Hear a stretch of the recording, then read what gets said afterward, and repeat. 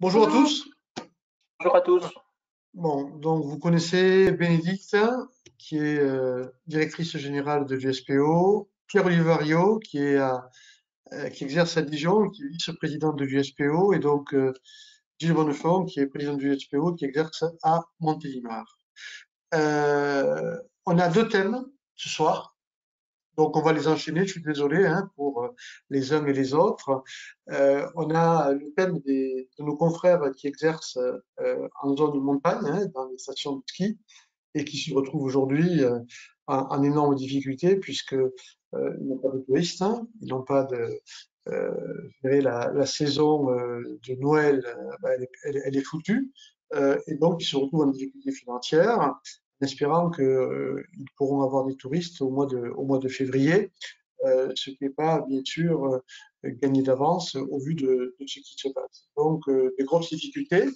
Et ensuite, on parlera bien sûr des EHPAD et de l'arrivée des vaccins Covid pour les EHPAD qui passeront par les pharmaciens qui délivrent les EHPAD habituellement et qui vont avoir la responsabilité du transport, de la réception, du transport de ces vaccins qui sont à conserver entre 2 et 8 avec un délai d'utilisation qui va être très court puisque vous savez que c'est 5 jours d'utilisation une fois que c'est sorti du frigo qui est à moins 80 degrés.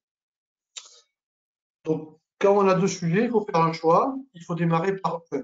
Donc, le premier, eh bien, on va commencer par nos confrères de montagne qui nous ont alertés il y a à peu près 3 semaines, un mois, en nous disant quand on a annoncé euh, l'arrêt, en tout cas l'impossibilité d'avoir toutes les remontées mécaniques qui se mettaient en route, donc ils savaient bien que la saison allait être sacrément compromise. Donc ils nous ont appelés, nous ont contactés. Merci de l'avoir fait. On a réagi tout de suite, puisqu'on a eu immédiatement les bons contacts du côté de l'Élysée de Matignon et également du ministère de l'économie, puisque c'est c'est là où ça se passe, puisque là, on n'est pas dans le secteur santé, on est dans le secteur entreprise, on est sur les aides à des activités qui seraient affectées par le confinement ou des restrictions. Donc la réaction de l'Élysée et de Matignon a été très rapide puisqu'on a eu une réponse dans les 2 jours, dans les 10 jours, pardon, mais qui n'est pas forcément complètement satisfaisante. Donc, je vous rappelle le point qui est le plus crucial parce que vous avez tous envoyé vos interventions auprès des élus, auprès des députés, auprès des maires des stations. Moi, je vous invite à continuer à le faire. Vous savez, quand on est en difficulté comme ça, il faut faire du buzz. Le buzz, bon, il ne faut pas en faire non plus de façon inappropriée et voire contre-productive, mais il faut que vous contactiez vos maires, que vous continuez à le faire, puisque je sais qu'un certain nombre d'entre vous l'ont fait, maires, députés, sénateurs. Sénateurs très importants, quels que soient les partis, et leur expliquer votre situation. Et en gros, en 2 mots, c'est de leur dire, vous savez, si on passe une année ou une partie de l'année blanche pour la saison d'hiver, un certain nombre de pharmacies n'existeront plus dans les stations. Voilà l'enjeu. Il faut dramatiser. Il faut dire que certaines ne s'en remettront pas. Et donc, s'ils veulent continuer à avoir des pharmacies dans les stations, il faut qu'on les aide et qu'on vous aide. Donc, faites passer ce message.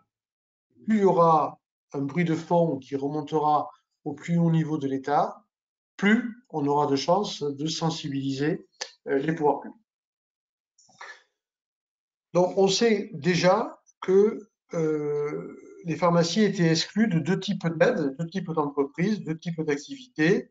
Il y a l'activité que vous connaissez maintenant tous, l'activité SE, qui est directement liée aux contraintes, et la liste SE1 bis, qui est liée à ceux qui ont des conséquences indirectes par rapport à une baisse d'activité. Bien sûr, le niveau d'aide n'est pas du tout le même. On voit bien que ceux qui sont dans la liste SE1, c'est carrément une perte d'activité, c'est comme les spectacles, c'est comme une série là, en l'occurrence, toutes les remontées mécaniques qui vont se retrouver en difficulté, surtout celles qui ont fait des investissements récents. Donc, elles vont avoir un soutien par rapport à la perte de chiffre d'affaires. Euh, et ceux qui sont en connexe, mais qui concernent beaucoup de commerces et beaucoup de secteurs d'activité, c'est la fameuse liste S1 bis où les aides sont beaucoup moins fortes. On est sur 10 000, 15 000 euros d'aide et on sait qu'on n'est pas du tout au niveau des difficultés que vous allez rencontrer. Donc, pas plus tard que cet après-midi, j'étais en contact avec le cabinet du Premier ministre pour demander ce que vous m'aviez demandé. Vous avez fait un certain nombre à m'appeler gentiment pour voilà, pousser et faire des propositions. Donc, j'ai demandé à ce qu'on puisse vous intégrer dans la liste SE1 et pas SE1 bis, sachant que la pharmacie, pour l'instant, est exclue de tout. Pharmacie et tout ce qui est orthopédie. Donc, l'objectif, c'est de remettre dans la liste au mieux dans la SE1 et si c'est pas possible dans la SE1 bis. Donc la demande a été faite. Je ne vous cache pas que ça va pas être facile. Voilà, les messages que j'ai reçus, c'est pas évident parce que ça correspond pas à l'activité principale. Mais bon, la demande est faite et je continue de pousser. Ensuite, l'autre demande qui est importante, là aussi, c'est pas plus tard que cet après-midi, mais on avait déjà attaqué la semaine dernière et déjà resensibilisé les semaines précédentes, c'est de faire intervenir l'assurance maladie. Comme elle est intervenue au mois de mars, là, pour aider toutes les pharmacies qui avaient des pertes d'activité, et donc un certain nombre, je crois que pratiquement 10 000 pharmacies qui avaient fait cette demande, et donc on aura une régularisation au mois de janvier par rapport aux contrôles qui seront faits par l'assurance maladie, sachant que cet argent est donné. Pas une avance de trésorerie, c'est pas une avance de frais, c'est l'argent pour compenser une perte d'activité. Donc, en discutant tout à l'heure, et y compris d'ailleurs auprès du cabinet du Premier ministre, j'ai dit que cette aide-là ne pouvait pas être calée sur ce qui s'était passé au mois de mars. La spécificité des pharmacies de montagne, c'est une perte d'activité brutale au mois de décembre. Et qu'il fallait comparer décembre à décembre de l'année précédente. On ne peut pas lisser ça sur une année, ça abaisserait je dirais, l'impact que vous êtes en train de subir. Donc, je ne peux pas vous faire de promesses aujourd'hui, mais je peux vous dire qu'on est à la manœuvre et que je pense qu'ils ne sont pas indifférents aux arguments que l'USPO a pu avancer pour déclencher cette aide. On a un exemple qui est assez concret, ce sont les chirurgiens qui ont été obligés de déprogrammer des interventions chirurgicales et dont eux ont eu par l'assurance maladie une compensation. Donc, on voit bien qu'on est capable à un certain moment de faire des exceptions, parce que ce qui inquiète bien sûr l'assurance maladie, c'est que si on fait ça pour les pharmaciens, il faudra peut-être le faire pour tous les secteurs d'activité médicale pour la montagne. Donc là, je vous laisse imaginer les discussions sans fin qui pourraient y avoir. Donc, nous, on a expliqué que voilà, une infirmière qui vient faire un travail intérimaire en montagne, elle n'a pas forcément des frais, elle a un manque à gagner parce qu'elle peut peut-être aller travailler ailleurs. Il y a quand même pas mal de boulot. Par contre, vous êtes en dur et vous avez des frais aujourd'hui qui sont incompressibles. Avec des charges, avec des loyers, avec des factures, avec des frais de personnel et des investissements que vous avez faits. L'objectif, c'est de ne pas faire disparaître ces pharmacies. Donc, là, ce que je vais vous demander, c'est d'envoyer à l'USPO, tous, là, il faut être solidaire, hein. Il ne faut pas commencer à discutailler les uns les autres, hein. Il faut envoyer à l'USPO votre numéro FINES. qu'on puisse cerner les pharmacies de montagne, et que l'assurance maladie commence à faire les simulations par rapport à votre activité du mois de décembre. Vous avez bien compris que cette aide, elle ne pouvait pas se faire en claquant des doigts. Donc il faut avoir le mois de décembre calé de l'année 2020. L'assurance maladie le comparera avec 2019 et va voir comment elle peut calibrer les aides les plus adaptées pour vous. C'est-à-dire, voilà, pas ce qu'on a fait au mois de mars, mais ce qu'on doit faire que pour vous, pour les pharmacies qui sont en montagne et qui sont en difficulté. Donc, je ne sais pas comment on peut faire, Bénédicte. Est-ce qu'on fait une adresse où on la voit sur le site, fait sur uspo@uspo.fr, c'est le plus simple. Donc, uspo@uspo.fr.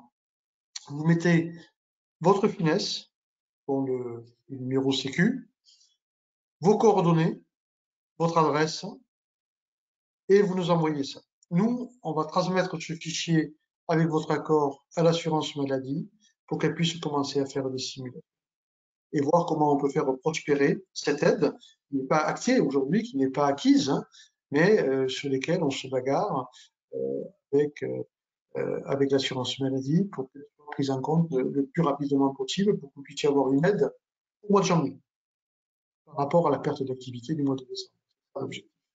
Bien sûr, on pourra reconduire ce qui a été fait en décembre, en janvier, et si nécessaire, j'espère que pour vous non, bien sûr, plus tard, si malheureusement février devait être amputé d'une partie de son activité. Ensuite, Bénédicte, il y a trois autres types d'aides. Euh, il y a la CAVP, dont la CAVP a depuis le mois de mars ouvert sur son site la possibilité de déclarer vos difficultés et de voir comment la CAVP peut vous aider en faisant voilà, une aide spécifique aux pharmaciens en difficulté et vous êtes en difficulté. Donc, cette possibilité existe toujours sur le site de la CAVP. En gros, vous y allez, c'est en plein milieu de leur page d'accueil, vous déclarez et ils vous contacteront pour voir comment et quel niveau d'aide ils peuvent faire. Ensuite, il y a Clésia, Bénédicte. Oui, Clésia, donc ils ont accepté de soutenir ces pharmacies pendant cette période et donc ils ont prévu un report de cotisation pour les pharmacies qui le demanderaient. Donc il faut que vous vous connectiez sur votre espace personnel ou en créer un si vous n'en avez pas déjà un et choisir la rubrique demande de report et demander à votre comptable d'envoyer la DSN sans le paiement des cotisations. Voilà. Donc ça, c'est aussi concret, hein, ça permet d'avoir un petit peu d'éviter un gros trou de trésorerie, hein, tout ce qu'on peut gagner, mais bon, c'est du report de cotisation, hein, c'est pas une aide, une aide pérenne. Et l'autre, bien évidemment, c'est vos relations avec vos fournisseurs, vos grossistes, vos laboratoires, pour voir s'ils ne peuvent pas également échelonner, même si c'est pas toujours très autorisé, échelonner les factures pour éviter le trou de trésorerie et surtout, voilà, garder un contact avec votre banquier si jamais il y a je dirais, du négatif sur votre compte, de ne pas vous retrouver en difficulté. Voilà, voyez avec votre comptable pour avertir la banque également, mais je pense qu'un grand nombre d'entre vous l'ont déjà fait. Donc, en résumé, on essaie SE1, on n'a pas, on n'a pas le texte déjà sur SE1 bis, les aides de la CNAM, et puis ce que vient de dire Bénédicte, Clésia, la CAVP et les fournisseurs. Alors, moi maintenant, on va répondre à vos questions. Moi, je suis entièrement à votre écoute, hein. Donc, si vous avez d'autres propositions, d'autres pistes, d'autres idées, n'hésitez pas à nous en parler. Et puis nous, on voit si on peut arriver à les faire prospérer. Est-ce qu'il y a des questions, Bénédicte? Oui, j'avais une question, enfin j'en ai quelques-unes. Est-ce qu'on doit comprendre que l'inscription sur la liste S1 bis n'est toujours pas acquise? Non, elle est toujours pas acquise. Alors bon, quand on a aimé quand même partager avec l'Élysée, le cabinet du Premier ministre et les services de Bercy, et que ce mail est partagé et est envoyé à l'USPO, on peut considérer que c'est bon. Il n'aurait pas pris le risque d'écrire ça s'il n'avait pas déjà pris la décision de le faire. Mais le décret est toujours pas sorti.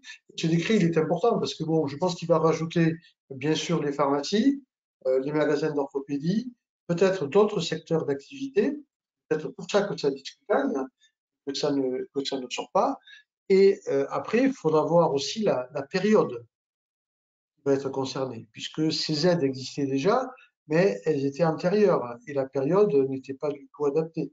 Donc il va falloir voir comment il cale cette période, mais vous savez, ce type d'arbitrage est toujours extrêmement compliqué entre les différents ministères et les évaluations d'impact pour les comptes publics.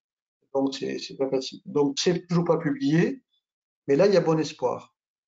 Mais on ne s'interdit pas, bien sûr, de demander le SE. Ça va pas être facile, hein. Moi, je le dis clairement. On dit que ça allait être compliqué, mais voilà, c'est demandé. On va voir les arguments qui nous sont avancés pour dire que oui, c'est possible, non, c'est pas possible. Alors, j'ai aussi, comme beaucoup de nos confrères de montagne, notre chiffre est constitué de beaucoup de non remboursés. Comment pourra faire la CNAM dans cette situation?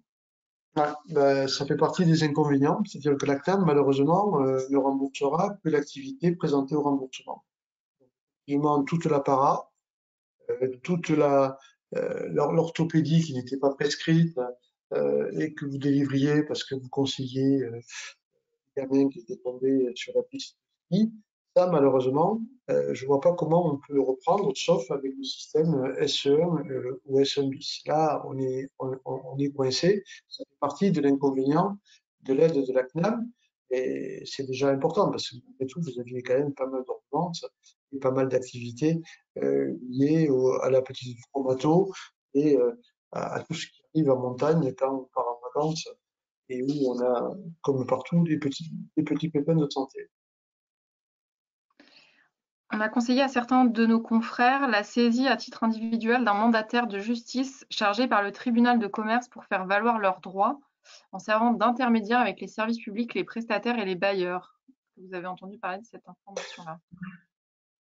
C'est vrai que vous pouvez, enfin, certaines l'ont déjà fait, hein, c'est-à-dire de voir avec votre bailleur au niveau du loyer s'il peut faire quelque chose. Ça, c'est des choses que vous pouvez activer si vous avez de bonnes relations avec le propriétaire des bâtiments. Et je pense que tous les commerces, toutes les activités qui sont en station vont être confrontées à cette affaire. On a eu dans certains secteurs des bailleurs qui ont été un petit peu conciliants parce que leur objectif, c'était pas de mettre en péril l'activité de leurs locataires. D'autres en ont rien à faire, malheureusement, et donc ne sont pas réceptifs à ce type de message.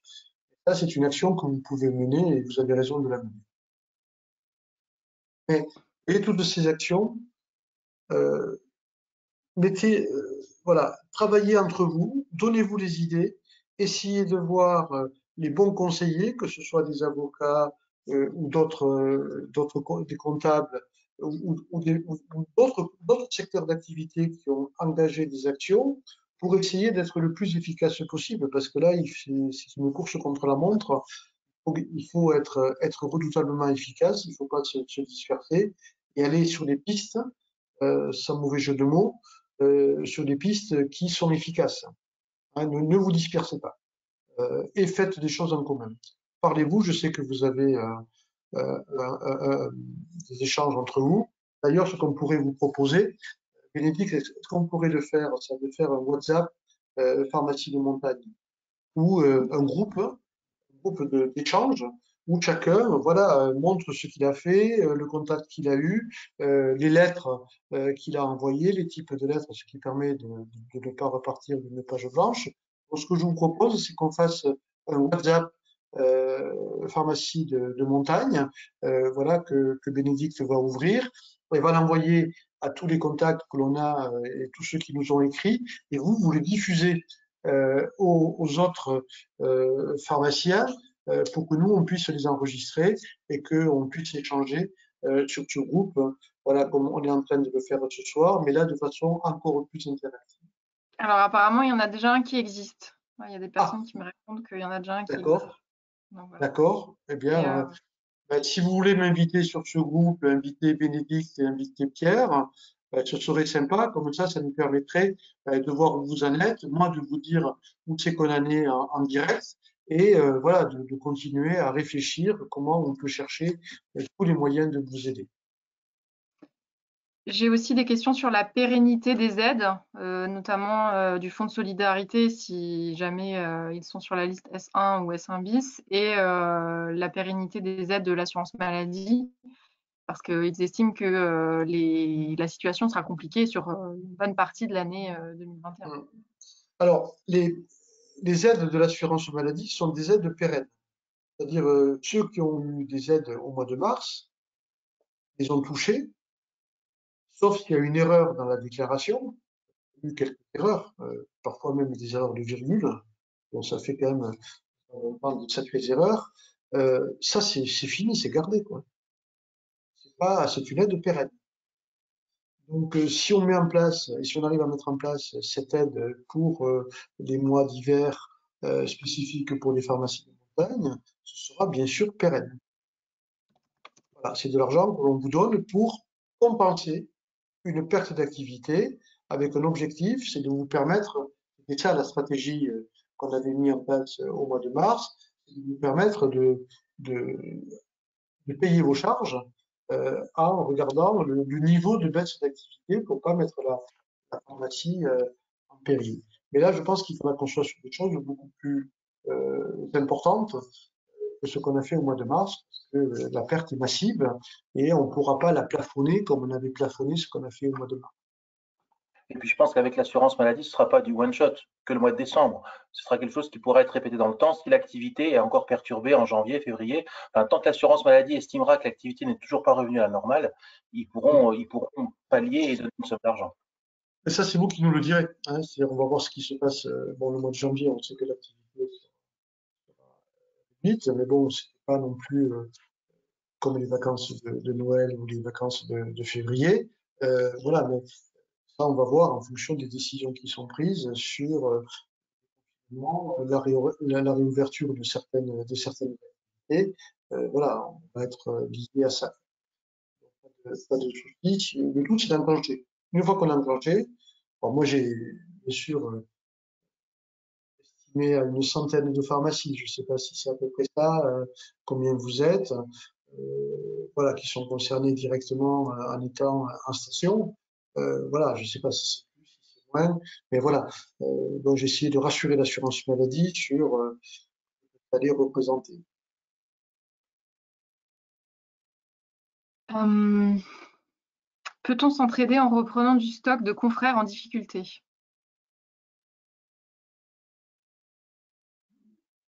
Euh, Débrouillez-vous. Je ne veux pas le savoir. On Je veux peut pas mettre que un ce soit, joker, on a droit à des jokers aussi de temps en temps. je veux pas que ce soit enregistré. Voilà. Il y a des choses que je ne peux pas dire, mais mon sourire en dit long. Non mais franchement, sur des trucs comme l'orthopédie, etc., facile. Sur les médocs, si c'est du remboursable, c'est compliqué. Si c'est du médoc non remboursable, on sait que les rétrocessions se pratiquent, même si elles sont interdites. Sur la parapharmacie, c'est pareil, c'est moins réglementé, donc c'est un petit peu plus facile. Ce qui est embêtant, c'est sur les médicaments remboursables. Mais Euh, j'ai rien dit, ou j'en ai trop dit. Sur les aides de la CPAM, notamment pour celle du premier confinement, j'ai une personne qui écrit: «La CPAM indiquait qu'il s'agissait d'un acompte en mars. Est-ce que les montants peuvent être complétés si recalcul?» Oui, oui, ils vont être complétés, c'est-à-dire que là, en décembre, ils sont en train de vérifier vos déclarations, vérifier par rapport aux moyennes qui avaient été calculées et déclarées. Et donc, l'acompte, si la déclaration est réelle, il n'y a pas de souci, il n'y a pas eu d'erreur, eh bien, ce sera complété. C'est juste, je crois que c'est 10%, vous allez verser 80 ou 90%, je ne sais plus, donc ce sera complété. S'il y a une erreur sous-évaluée, ben, ils vont compléter, parce que certains pharmaciens ont été prudents, et d'autres, par contre, ont peut-être un petit peu exagéré ou se sont trompés. Et là, il y aura une reprise si le montant ne correspondait pas au calcul de l'aide, parce que la déclaration, en fait, nous ne faisions pas de calcul, hein. Il y avait le calcul qui était fait, mais c'était la déclaration de chiffre d'affaires qui est maintenant en train d'être. Et c'était le présenter au remboursement. Le chômage partiel est-il validé officiellement pour les pharmacies de station? Je ne le sais pas. Bénédicte, est-ce que vous le savez vous non plus? Non, Non, je je regarde. ne le sais pas. Il faut qu'on regarde ça. Je suis désolé, mais euh, pourquoi elle serait Il n'y a pas de exclue? raison hein, que bah, tout le monde me répond oui. Oui, oui, oui, oui, oui, oui, oui. Mais D'accord. je pense que oui. Je Mais il n'y a vois pas pas de raison pourquoi. il y a pas En de fait, raison qu'elle soit exclue, hein. Il n'y a pas de raison, Ouais. hein. Bah, du moment que c'est justifié, du moment qu'il y a une perte d'activité et qu'on peut le Bien sûr. justifier au niveau du ministère du Travail, il n'y a aucune raison, quoi. Donc, Mm, il mm. faut, soyez quand même bien attentifs hein, quand vous le faites, le chômage partiel, hein, donc voilà, les discussions avec les salariés, et également de bien caler l'affaire avec votre comptable, parce qu'on sait que les URSSAF, après, font des contrôles. On sait que on a eu, avant que ça reparte en vrille au mois de septembre, on avait les URSSAF qui commençaient à faire des contrôles pour ceux qui avaient fait du chômage partiel. Donc, voilà, il faut le faire, mais calez-le bien avec votre comptable, la personne qui vous fait le salaire, pour avoir de la rigueur et ne pas vous retrouver après. Ça, c'est jamais très agréable. et aussi, De vous aider. il faut savoir que s'il y a une aide de l'assurance maladie, elle sera sous déduction des chômages partiels qui auront déjà été donnés. Il y a 9 Ouais, chances sur 10. voilà, ouais, ça c'est ce qui était prévu dans le premier accord. Mais je ne vous cache pas que, au vu de ce qui va se passer par rapport à votre part d'activité non remboursable, moi, je vais essayer de négocier que ce ne soit pas basé sur la même chose. Le chômage partiel serve à compenser la partie non remboursable et que l'aide, comme elle est limitée que sur la partie remboursable et que vous avez une grosse proportion non remboursable, on ne peut pas embêter avec ça. Sachant que pour recouper les fichiers, c'est parfois un petit peu compliqué. Ouais, on va demander à ce qu'on ne déduise pas le chômage partiel. C'est pas gagné. Là aussi, c'est voilà. Nous, on est en train de vous dire ce qu'on va essayer de demander, et n'hésitez pas à nous dire ce que vous voulez qu'on vous demande. Hein. Nous, on est à votre disposition. C'est à vous de nous aider, à nous donner des éléments. Et après, nous, on vous dit, ben voilà, on a essayé, on n'y est pas arrivé. Là, c'était pas forcément une bonne piste parce qu'on s'est fait retoquer de suite. Là, ça a prospéré. Nous, on est vos porte-parole, hein, donc n'hésitez pas à nous solliciter. Quelle marche à suivre avec la CAVP, collective ou individuelle? Est-ce que vous avez des nouvelles d'une aide, pardon, autre qu'un report des charges calqué sur le soutien qu'ils apportaient aux pharmacies d'aéroport et certaines gares depuis le début de la crise? Ouais, alors, c'est individuel, hein, c'est-à-dire que bon, la CAVP est avertie que les pharmacies de montagne sont en difficulté. Il y a pas, moi j'ai appelé la présidente de la CAVP et je lui ai fait part de cette situation très particulière. Et donc c'est elle qui m'a dit, écoute, c'est sur le site, hein, ils font un appel. Derrière, on regarde les dossiers. Et ça peut être effectivement ou des reports ou des aides particulières qui sont aussi pérennes. Ça, c'est un individu parce que ça dépend du chiffre d'affaires, ça dépend de votre situation. que chaque aide sera personnalisée. Mais faites-le, hein, faites-le. J'ai fait le tour pour l'instant des questions. Après, j'ai beaucoup de remarques qui montraient les difficultés des pharmacies. On perd 90% de notre chiffre, etc. Enfin, Vous avez été d'abord nombreux, hein, à nous envoyer des mails pour votre situation. Nous, ça nous intéresse, hein, voilà, de nous donner ces estimations. Regardez. Alors, voilà, je vous rappelle, sur le site USPO, enfin pas sur le site, pardon, sur le mail, vous envoyez votre finesse et vos coordonnées, que nous, on puisse transmettre ça à la CNAM pour qu'ils puissent faire les simulations et qu'on voit quelle est la façon de calculer l'aide la plus juste possible pour qu'elle corresponde bien à une prise en compte de votre perte d'activité. Donc ça, c'est le plus important, donc faites-le. Si vous acceptez que l'on soit sur votre WhatsApp, eh bien voilà, vous m'écrivez. Je ne sais pas comment on le fait. On le fait avec le numéro de téléphone, c'est ça? oui, Sur le WhatsApp. téléphone portable, ouais. Ouais, téléphone Voilà. portable. Voilà, donc mon téléphone, je sais pas qui c'est qui s'en occupe, s'il est là. C'est On va s'en le occuper, on va s'en occuper avec. Merci. Très bien. Ça, c'est bien. Voilà. Et, mais enfin, franchement, n'hésitez pas, parce que voilà, moi, je me suis engagé à vous aider. C'est pas du blabla, hein. Je connais des copains qui sont en montagne. Je connais certains pharmaciens qui sont là-bas. Et je sais que quand ils m'appellent, c'est que ça va pas du tout. Donc, vous inquiétez pas, comme on fera tout ce que l'on peut faire pour vous aider.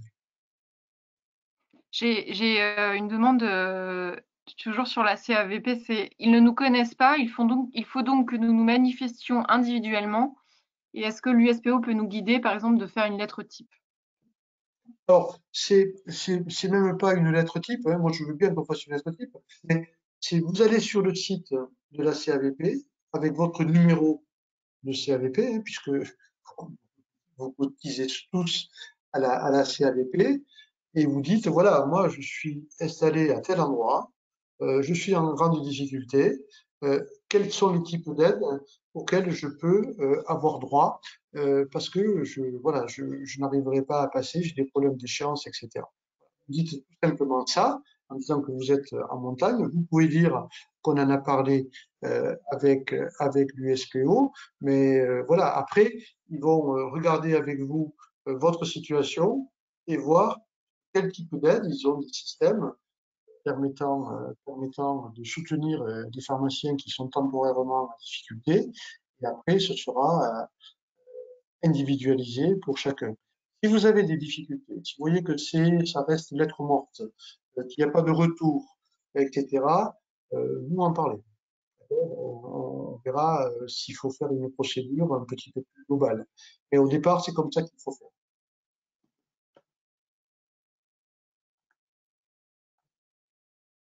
Pour l'instant, j'ai pas d'autres questions. Peut-être on peut revenir tout à l'heure s'il y a besoin. En tout cas, moi, voilà, ce que je vais vous dire, c'est d'abord merci de m'avoir alerté. C'est notre confrère de Risoul qui est le premier à contacter. Après, bien sûr, les confrères des Alpes de reprise m'ont rappelé. Le dernier, c'est notre confrère des Alpes. Voilà. Donc, n'hésitez pas à nous solliciter, à nous envoyer des mails, à nous aider. Continuez à écrire à vos élus et vous dramatisez. Dites que le risque, c'est que s'il n'y a pas de prise en compte de la situation des pharmacies, c'est que les pharmacies qui sont en station ne pourront plus tenir. Donc, de voir la pharmacie disparaître. Pour vous dire que pour un maire, un député et un sénateur, faire disparaître une pharmacie d'une station, ça ne laisse pas indifférent. Surtout que les élus sont toujours en campagne électorale.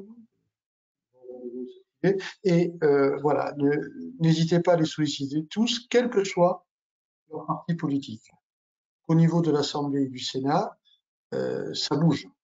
Au niveau de l'Association des maires de France, ça bouge également. Voilà, on sente bien qu'il faut oublier personne dans les aides pour des stations qui ne peuvent pas aujourd'hui assurer leur activité.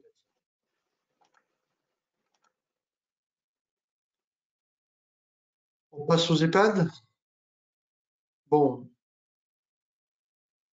merci à tous pour les pharmacies de montagne. Je vais avoir la semaine prochaine, je vais voir vos collègues de Briançon. Je vais voir toutes les stations Serre Chevalier. Je vais aller les voir les unes après les autres pour discuter également avec eux et voir ce qu'ils me disent et où ils en sont. En tout cas, ne perdez pas le moral. Voilà, c'est hyper dur. Je sais que des confrères font des tests antigéniques. Donc, ça fait une activité supplémentaire. N'hésitez pas à en faire parce que vous verrez qu'on en aura besoin pour préparer le déconfinement. Vous entendez que de plus en plus, on commence à parler de déconfinement partiel en fonction des zones où le virus circule. Ça veut dire que si on veut faire du déconfinement partiel, il faut tester. Et donc les pharmaciens peuvent faire des tests antigéniques et il y a derrière une rémunération, une activité qui est rémunérée et qui est très utile. Donc n'hésitez pas pendant cette période à vous former et à vous préparer éventuellement aussi à participer à cet effort de dépistage. Mieux que ce soit vous qui le fassiez plutôt que les polices de montagne qui les fassent comme c'était prévu. Alors, les EHPAD. Les EHPAD et le vaccin contre la Covid.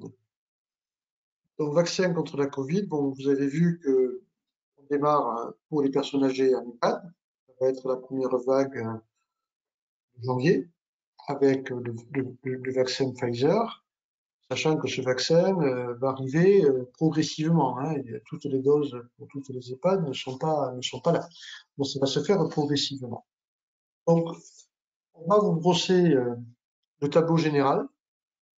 Pierre vous présentera ce qui est stabilisé aujourd'hui, quasiment stabilisé, parce que ça change tous les jours comme d'habitude. Hein.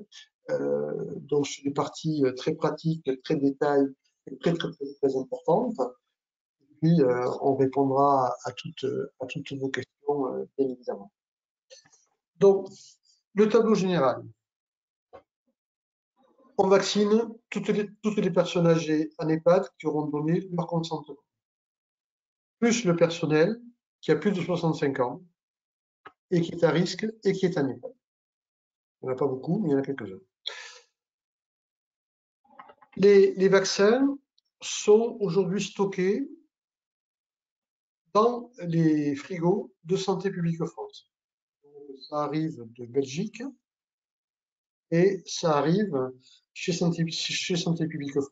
Les frigos sont répartis à 6 grandes zones de stockage sur 6 régions, macro-régions, plus des frigos dans les hôpitaux, une centaine, pour approvisionner les pharmacies à usage interne. Donc ça, c'est le stockage qui est à moins 80 degrés. Tant que le vaccin est là, tout va bien. Dès qu'il va sortir de la zone de moins 80 degrés et passer sur du stockage à 2,8, donc la température d'un frigo normal, là, le compte à rebours a démarré. Ce vaccin, qui est un vaccin ARN, doit être utilisé dans les 5 jours après sortie du congélateur. Donc, ça veut dire une logistique très affûtée, qui peut être très compliquée et sur laquelle il va falloir apporter toute la compétence pharmaceutique de la chaîne pharmaceutique pour pouvoir avoir et vacciner les patients dans de bonnes conditions. Il va y avoir donc sur le timing là, actuellement, c'est d'obtenir déjà le consentement des patients. Donc ça, c'est le boulot des médecins. Éventuellement du médecin coordonnateur, quand il y en a un, quand les médecins traitants ne sont pas disponibles. Ça va pas être une mince affaire. Jusque-là, dans cette période, il y en a un paquet qui sont partis en vacances. Sur cette partie-là, ça veut dire qu'on va se reporter aux alentours du 8-10 janvier. Vous avez normalement déjà déclaré à travers les URPS le positionnement de votre pharmacie par rapport à une EHPAD. Donc vous avez rentré votre numéro finesse, le numéro finesse de l'EHPAD, et vous avez déjà enregistré le nombre de résidents qui étaient dans l'EHPAD, dont le potentiel théorique à vacciner, et le nombre de professionnels de santé qui étaient dans l'EHPAD. Donc si vous ne l'avez pas fait, vous devez vous en soucier. Donc vous appelez votre URPS en leur demandant de vous renvoyer le document ou contacter l'ARS pour dire moi je n'ai pas renseigné, donné cette information et je veux compléter le fichier. Pour ne pas qu'il y ait un trou. Hein. Sinon, ça veut dire qu'il y aura un trou dans la raquette et que l'EHPAD ne sera pas approvisionné en vaccin parce que cette fiche n'a pas été remplie. Pour ça, je vous demande à tous de vous assurer que tout ça a été correctement enregistré. Si vous ne l'avez pas fait, faites-le. Voilà, ils remettront tout ce qu'il y a. Et ça permet à Santé publique France de préparer sa logistique pour commencer à organiser ses tournées. Ensuite, il y aura une information qui va être complétée, ça veut dire le nombre de patients qui vont vouloir réellement se faire vacciner. Donc là, il y aura une autre information qu'on fera passer pour dire, ben, il y avait 70 résidents, il n'y en a que 50 qui veulent se faire vacciner, donc c'est 50 doses. Les doses, c'est des petits flacons, tout petits, qui contiennent 5 doses de vaccin. Ça veut dire que dans chaque flacon, quand on va le reconstituer, il faut pouvoir vacciner 5 patients en série. On reconstitue ça avec du sérum physiologique, avec des seringues et des aiguilles pour reconstituer. Les seringues, les aiguilles et le sérum physiologique vont être fournis par le pharmacien sur le stock de Santé publique France en plus des doses, et y compris les seringues et les aiguilles pour l'injection du vaccin. Une fois qu'on a reconstitué le vaccin, donc une fois qu'on a remis le sérum physiologique, il ne faut pas faire ça. Pardon. Il faut pas agiter. Ça, je vais le répéter, je ne sais pas combien de fois. Il faut juste retourner le flacon une dizaine de fois. Si vous agitez, vous pouvez casser l'ARN. Et c'est pour ça que dans le transport, vous allez recevoir de la part du dépositaire, vous allez vous transporter au niveau de l'EHPAD, il faudra faire attention de ne pas secouer le colis. Il faut être très précautionneux dans cette affaire. Donc ça veut dire que pour organiser ça, il va falloir parler avec l'EHPAD. Il va falloir discuter avec le médecin coordonnateur, avec l'infirmière coordonnatrice, avec les médecins de l'EHPAD et avec l'ensemble du personnel administratif pour pouvoir commencer à préparer le terrain. Eux ont des informations partielles. Vous en avez aussi. Donc il faut confronter les informations pour commencer à se mettre dans l'esprit de comment on va livrer, dans quelles conditions ce sera livré, qu'est-ce qu'il va falloir faire au moment de la livraison. Une fois que le dépositaire, et ce ne sera pas les grossistes répartiteurs. C'est très clair, les grossistes répartiteurs n'interviennent pas dans cette première partie. Un dépositaire qui va partir du frigo -80 pour aller chez vous à la pharmacie. Donc quand vous allez recevoir le colis, bien évidemment, il ne faut pas le garder. Il va falloir l'amener directement et le plus rapidement possible à l'EHPAD. Pour que derrière, c'est 5 jours. Donc 1 jour de transport, 4 jours de vaccination. Si on a 2 jours de transport, il n'y aura plus que 3 jours de vaccination. Donc vous imaginez comment les médecins doivent se mobiliser pour vacciner sinon plus que 3 jours ou 2 jours. Ce sera extrêmement compliqué.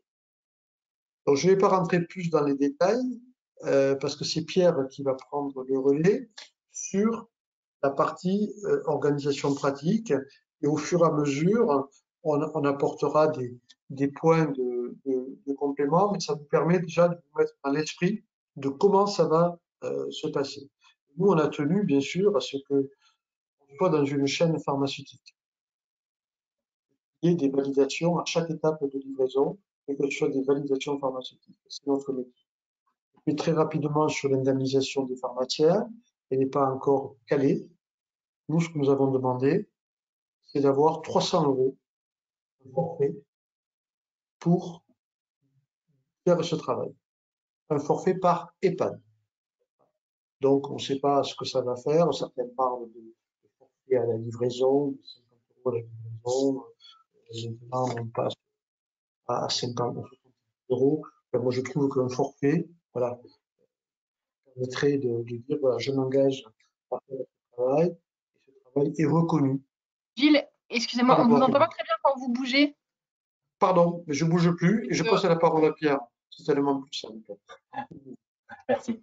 Alors, vous allez avoir un gros travail avec les EHPAD qui va être un travail de formation et de logistique. Alors, la logistique, Gilles en a commencé à en parler, et puis la formation aussi, parce que c'est la première fois qu'on va avoir à manipuler des vaccins qui sortent d'un frigo à moins 80 et qui, dans les 5 jours, doivent être injectés. Et ce qu'on vous a dit aussi, c'est que quand il était reconditionné, ce vaccin, il doit être injecté dans les 5 heures, d'où l'intérêt de faire des séries. On ne peut pas faire un vaccin et puis dans un flacon, prendre un vaccin 2 jours après. C'est impossible dans le même flacon.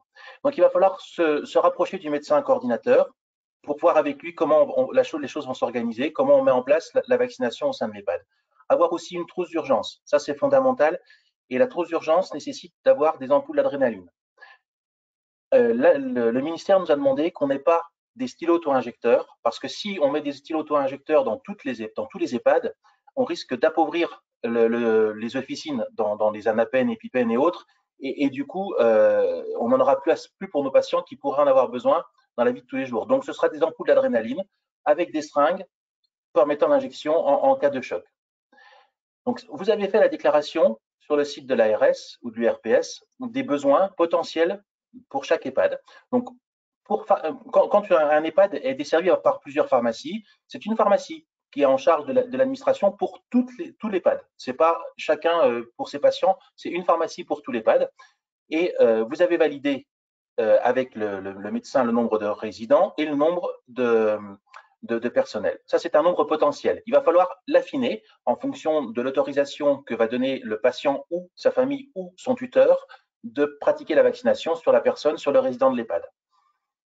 Ensuite, il va falloir bien sûr faire de la place dans votre frigo. Comme l'a dit Gilles, dès que vous allez recevoir les vaccins, il va falloir faire certaines choses, mais il faudra très vite les remettre dans votre frigo en attendant de les emmener à l'EHPAD pour l'avoir coordonné le transport avec eux. Et il faut bien sûr que vous ayez de la place pour pas que ça s'abîme. Ensuite, il va y avoir une fiche de suivi.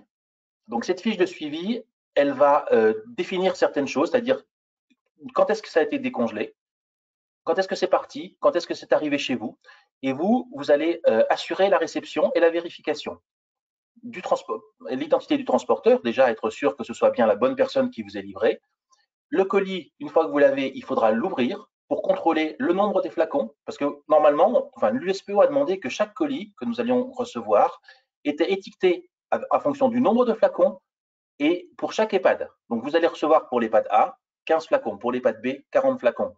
Voilà, ça va être comme ça. Donc il va falloir ouvrir le carton, vérifier que les flacons sont bien, sont pas cassés, ils sont droits. Et là, vous allez signer la fiche de suivi et tout de suite remettre très vite le colis au réfrigérateur.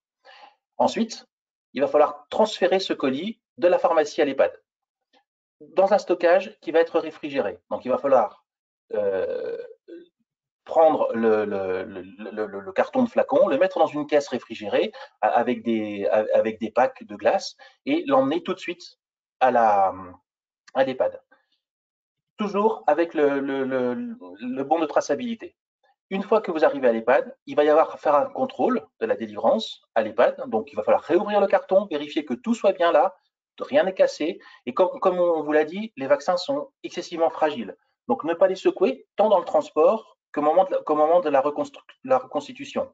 Hein, vous l'agitez pas, c'est vraiment doucement qu'il va falloir faire. Et ça, il va falloir le redire, parce que je pense que les infirmiers qui ont l'habitude de faire de la rocéfine, ils ont l'habitude de la secouer beaucoup pour que ça se dissolve. Et là, il va pas falloir secouer beaucoup. Il va falloir être très doux avec les vaccins, pas casser l'ARN messager. Et puis, une fois que ça va être livré à l'EHPAD, il va falloir tout de suite, après avoir vérifié que tout était conforme, le nom, le nombre de vaccins, le colis, l'intégrité des flacons, le remettre tout de suite dans une enceinte entre 2 et 8 degrés. Ensuite, il va falloir, bien sûr, s'il y a des soucis, en faire la déclaration sur le site de Pfizer et sur le site éventuellement de l'ARS pour le signaler et pas laisser les choses comme ça. Ce qui est important, c'est que tout se fasse en coordination.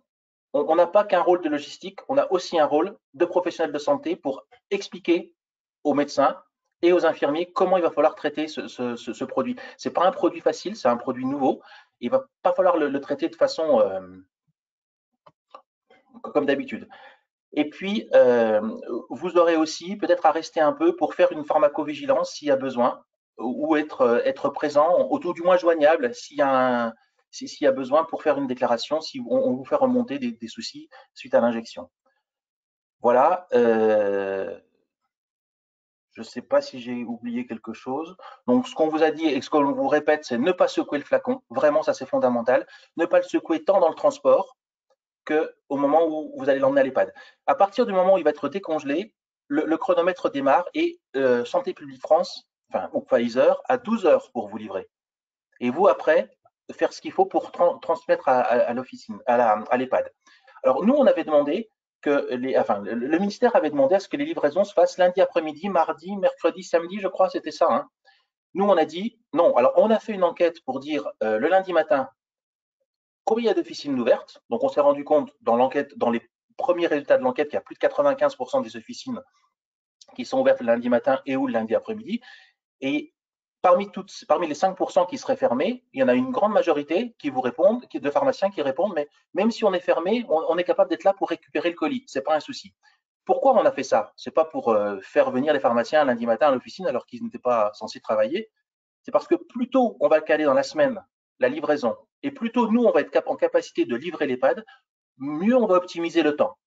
Parce que 5 jours, si on met le week-end dans les 5 jours, on les perd, ces 2 jours de week-end. On ne va pas mobiliser un médecin, une équipe soignante, une équipe infirmière, un médecin co pour faire la vaccination dans l'EHPAD. Il y a une obligation au niveau de l'EHPAD, c'est qu'il y ait obligatoirement un médecin qui soit présent sur le site au moment où les injections se font. Un infirmier peut faire l'injection, ce n'est pas un problème. Mais par contre, il faut que le médecin soit présent.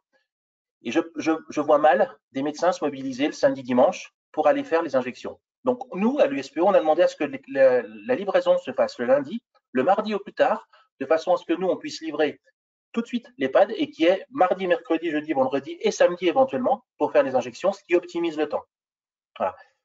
C'est encore à l'arbitrage. On vous a demandé de répondre au questionnaire que vous avez reçu aujourd'hui. Faites-le, s'il vous plaît, ça va nous aider, puisque le ministère attend l'enquête que nous avons lancée pour arbitrer les délais de livraison. Mais en tout cas, ne pas mettre le week-end dans ces 5 jours, parce que sinon, c'est à mon avis une grosse erreur et il y aurait des pertes.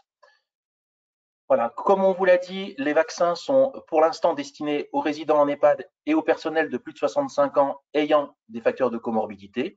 On a aussi posé la question au ministère en disant « et si il reste des vaccins? Est-ce qu'on les jette ou est-ce qu'on les injecte à d'autres personnes ?» Ils nous ont répondu « la logique voudrait qu'on les injecte ». On n'a encore pas la réponse, là aussi c'est à l'arbitrage. Alors sauf si toi Gilles, tu l'as eu tout à l'heure, la réponse, mais… Oui, en fait, normalement, si il reste des vaccins, parce que ce qui peut arriver, c'est qu'on prévoit 50 personnes à vacciner, puis il y en a une qui est hospitalisée ou une qui est malade, donc on peut pas vacciner, c'est de pouvoir vacciner des volontaires, même s'ils ne rentrent voilà. pas tout à fait dans la grille du personnel des EHPAD. Voilà, autant ne pas jeter les vaccins si le médecin co veut se vacciner, ou les infirmières veulent se vacciner, ou le cuisinier veut se vacciner. Voilà, c'est dommage. D'autant plus que les flacons, comme on vous l'a dit, sont des flacons de 5 doses, donc ça va être pas forcément simple de faire caler un nombre de flacons pile, donc il restera forcément des doses qui vont être qui vont être non utilisés ou non prévus. Alors, on a aussi, on vous avait parlé de 2, 3, voire 4 livraisons. Pourquoi on a dit ça? Parce que la première livraison, elle va se faire en fonction de ce qui a été défini par le médecin co et des accords qu'il a eus. On va faire une livraison à un moment donné. 21 jours après, il y aura la livraison qui va être le rappel. Mais entre-temps, il y a peut-être des gens qui vont vous dire ou qui vont se dire, bah, tiens, moi j'aimerais finalement bien être vacciné. Ou quelqu'un qui va être revenu, qui est rentré à l'EHPAD. Ou quelqu'un qui était malade lors de la première vaccination et qui n'est plus malade au moment du rappel. Donc à ce moment-là, on va réaffiner la deuxième livraison 21 jours après en fonction des rappels qui doivent être faits, plus des éventuelles premières vaccinations qui auraient eu, qui se seraient déclarées entre le J0 et le J21. Et puis après, il va falloir aussi, ces gens-là qui ont été vaccinés une première fois, les vacciner une seconde fois. C'est pour ça qu'il peut y avoir une troisième livraison. Voilà. Et c'est pour ça que nous avons demandé un forfait à 300 € pour compenser, pour faire le boulot sur l'ensemble des livraisons. Alors, il y a peut-être quelques points sur la taille des boîtes. Il nous parle d'une boîte, de la taille d'une boîte à chaussures. Et il peut y avoir aussi tous les produits, enfin, les techniques qui permettent de garder froid. Donc, on décide d'avoir la taille du colis pour pouvoir, pour être sûr que ça rentre dans le frigo, à la fois de la pharmacie et à la fois de l'EHPAD.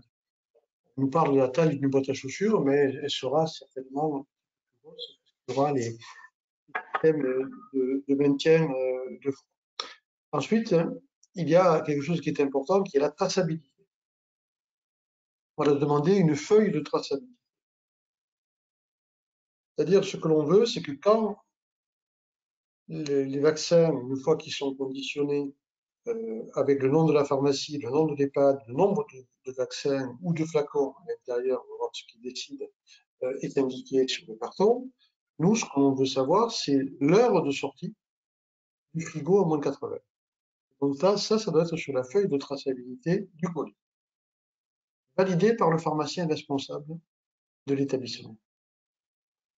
Ensuite, il va y avoir le temps de transport. Le temps de transport doit être inférieur à 12 heures, en comptant le temps de transport de la pharmacie à l'EHPAD. C'est-à-dire qu'il va falloir qu'on trace à quel moment le livreur vous livre dans la pharmacie. Donc, il va y avoir un enregistrement sur cette feuille de traçabilité de l'heure d'arrivée. Il nous est demandé de contrôler, ce qu'a dit Pierre, la qualité du contenu. D'abord, est-ce que le contenu est conforme? S'il y a 32 flacons, est-ce qu'il y a 32 flacons et est-ce qu'il ne faut pas casser? Donc, il va falloir ouvrir le colis. Et l'ouvrir devant le transporteur. Hein. Parce que comme on fait quand on contrôle une commande, il y a un doute sur un carton qui est un petit peu abîmé. À partir de là, bien sûr, vous le mettez conforme, c'est bon. Vous le mettez au frigo et ensuite, vous allez vite aller le livrer à l'EHPAD. Si ce n'est pas conforme, il faudra le signaler à Santé publique France et à Pfizer pour dire le colis n'était pas conforme, ce n'était pas le nombre de flacons, ce n'était pas la bonne EHPAD, il y avait des flacons qui étaient renversés donc ou cassés, que je ne soyez pas en responsabilité. Ensuite, Excusez-moi, je vous coupe encore, mais on vous entend pas très bien. ah, Il faut que vous je sais parliez pas un petit peu plus pourquoi, fort, je pense. il faut que je parle plus Ouais, fort, voilà, c'est mieux comme ça, pardon. Et je bouge plus, promis, Bénédicte, je ne ouais, bouge voilà. plus. Euh, j'ai fait des tests antigéniques toute la journée, je dois être un petit peu fatigué, avec beaucoup de positifs, malheureusement. Donc, une fois que vous avez fait ce contrôle, donc vous allez amener avec les précautions de transport froid à l'EHPAD, et à l'EHPAD, vous allez faire réceptionner ce colis pour montrer que voilà, il y avait bien 30 flacons intacts, et vous aurez amené en même temps les aiguilles, les seringues et le sérum physiologique qui auraient été fournis par Santé publique France. Normalement, il sera prévu pour les deux injections, c'est-à-dire la première et le rappel, pour qu'ils aient du matériel et qu'ils ne soient pas embêtés avec le matériel. Et donc, cette feuille de traçabilité, après, vous allez la récupérer, ce sera la preuve de toutes les étapes, avec de toutes les heures telles que ça s'est passé. Et pour l'EHPAD, l'information la plus importante sera de dire, vous ne pourrez injecter des vaccins que jusqu'à vendredi 15 heures. Au-delà, c'est fini, en fonction de l'heure de sortie du frigo grand froid. Ça, voilà, ça va être l'information la plus importante. Et bien sûr, il va y avoir par Pfizer, la façon de reconstituer, la quantité de sérum physiologique, la façon de retourner le flacon, de ne pas l'agiter. Ce que disait Pierre, les conditions d'utilisation dans les 6 heures, une fois qu'on aura constitué les 5 doses de vaccin. Et après, il y a toute la partie médicale avec des effets secondaires, des risques de douleur ou de rougeur au point d'injection. Vous demandez à l'EHPAD, est-ce que vous avez de l'adrénaline? S'ils n'ont pas d'adrénaline, il faut qu'ils en aient dans leur armoire en pharmacie. Là, par contre, c'est vous qui allez le fournir à l'EHPAD, et pas sur le stock État, d'approvisionnement classique, comme réserve de médicaments classiques qui sont dans les EHPAD. Mais c'est important parce qu'on ne peut pas vacciner s'il n'y a pas la présence de l'adrénaline dans l'EHPAD. Donc voilà. Donc, une fois que vous avez fait ce travail, vous avez récupéré votre feuille de traçabilité, il faudra l'enregistrer sur un fichier Excel, toutes ces informations, et l'envoyer à Santé publique de France et peut-être aux ARS, on ne sait pas encore, chacun et la traçabilité des flacons, ce qui s'est passé, est-ce que ça s'est bien passé, est-ce qu'il y a eu des incidents, est-ce qu'il y a eu des flacons cassés, est-ce qu'il y a eu un délai d'approvisionnement qui a été plus long que ce qui était prévu, et donc éventuellement des difficultés. Un point important aussi, c'est de se mettre d'accord sur la semaine et le jour de réception. Et là, en fin de compte, on s'est aperçu que ce sont les logisticiens qui vont proposer une date. On dire, par exemple, bien que ça va être le lundi, je sais pas, 11 janvier ou 15 janvier, je n'ai pas le calendrier sous les yeux. Donc vous allez, bien sûr, J-5 avant, préciser le nombre de doses. Si jamais il y a un souci avec la date, parce que l'EHPAD n'est pas prête, parce que l'EHPAD ne peut pas s'organiser, parce qu'il y a une épidémie de Covid dans l'EHPAD, donc c'est même pas la peine d'envisager de vacciner, eh bien là, il faudra avertir que l'EHPAD ne souhaite pas recevoir les vaccins à cette date parce que ça ne lui convient pas. Bien sûr, ce sera l'exception. Cette exception, il faut qu'on puisse la gérer parce qu'on ne peut rien envoyer des vaccins s'ils ne sont pas après utilisés. Et il faudra que l'EHPAD, bien sûr, mobilise les médecins. Les médecins qui veulent vacciner, il faudra qu'ils soient mobilisables au moment, sur les 3 jours, où il va y avoir des vaccins disponibles en EHPAD et s'assurer qu'on fasse des séries pour vacciner tous les patients. C'est-à-dire qu'il va falloir que le pharmacien fasse du dialogue avec tout le monde pour sensibiliser et informer pour que tout le monde soit prêt à ce coup de feu qui va arriver au moment où les vaccins seront disponibles dans l'EHPAD. Pas se rater, je pense que ces vaccins vont être très très chers. Pour l'instant, il n'y en a pas pour tout le monde, c'est réservé aux EHPAD, et il est hors de question, bien sûr, de gaspiller ces vaccins. On vous a dit aussi que le nécessaire pour injection allait être envoyé en même temps que les vaccins, mais ça va être envoyé pour les 2 doses, la première dose et le rappel. Donc après, à voir avec l'EHPAD si vous donnez tout et puis ils stockent le matériel pour les 2 fois ou si c'est à vous de leur redonner. Mais sachez que vous allez recevoir en double pour les 2 doses. Et puis, comme le dit Gilles, ce qui est important, c'est vraiment de se coordonner et de discuter avec l'EHPAD pour voir comment faire. Pour l'EHPAD, le plus gros souci, ça va être d'obtenir l'autorisation de vaccination, l'accord, parce que les familles ne répondent pas, les familles ne savent pas. Donc, ils peuvent aussi vous questionner en vous disant qu'est-ce qu'il en est, qu'est-ce qu'on doit faire. Et ça, je pense que ça va être la plus grande difficulté pour l'EHPAD de récupérer tout ça. L'assurance, le ministère avait aussi proposé, quand il fixait une date, si jamais l'EHPAD n'était pas prête ou n'avait pas assez de personnel pour faire les injections, de leur mettre à disposition aussi, via les équipes des ARS, enfin des équipes mobiles éventuellement, il parle d'équipes mobiles, des personnes pour aider à la vaccination dans les EHPAD. Après, bon, voilà, chaque EHPAD s'organise comme elle l'entend. Alors, ça, c'est la première étape.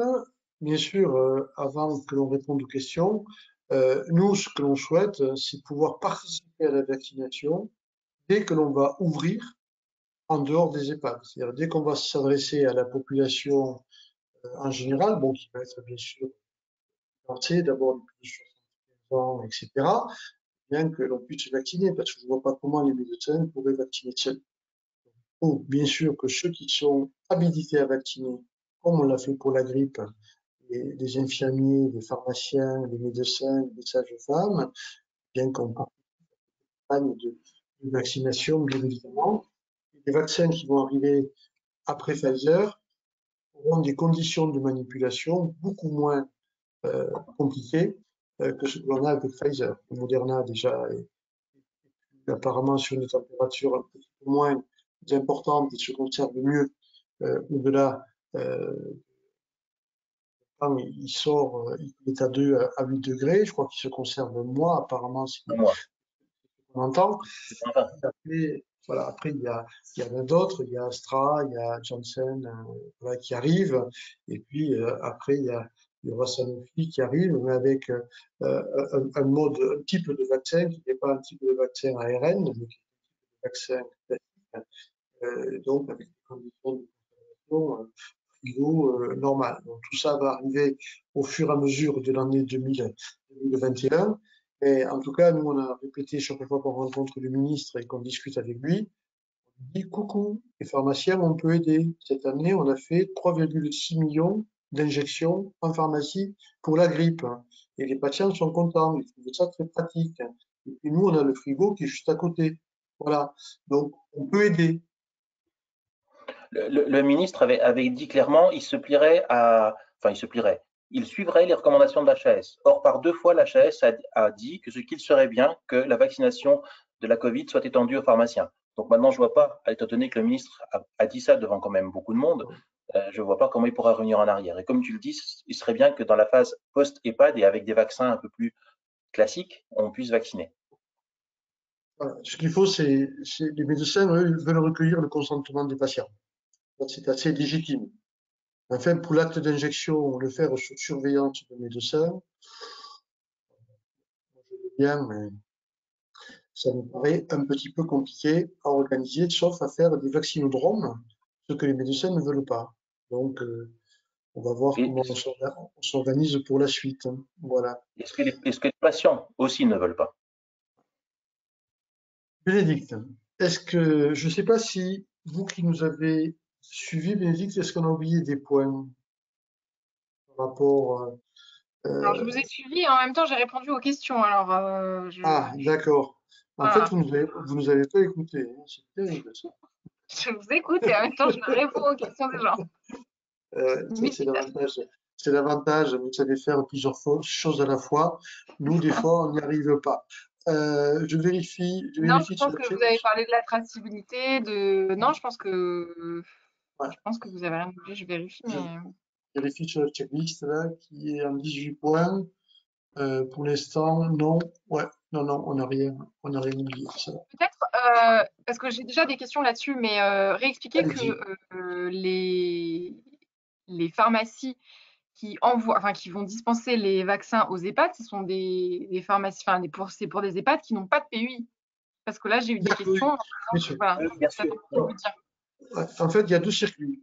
Il y a un circuit qui va aller directement à l'hôpital pour servir toutes les EHPAD qui sont livrés par la PUI, donc par le service, par les secteurs hospitaliers.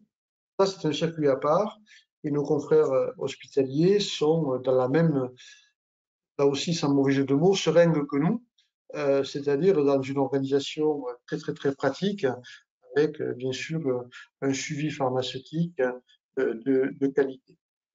Nous, on va s'occuper des 75% d'EHPAD qui sont fournis en médicaments, dispensés en médicaments par les pharmaciens d'officine.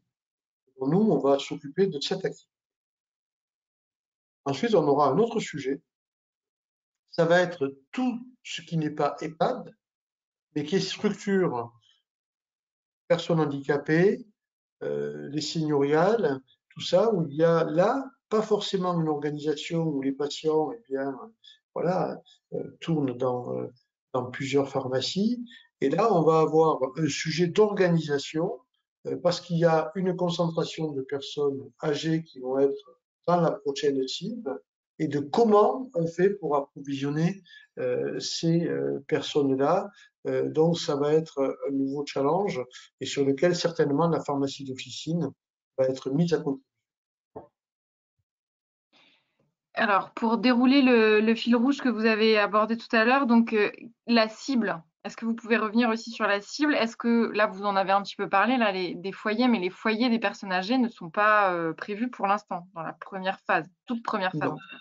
non, pour l'instant, non. On reste uniquement sur les EHPAD et je pense que tout le mois de janvier va être concentré sur cette logistique EHPAD parce que de toute manière, il n'y a pas assez de doses.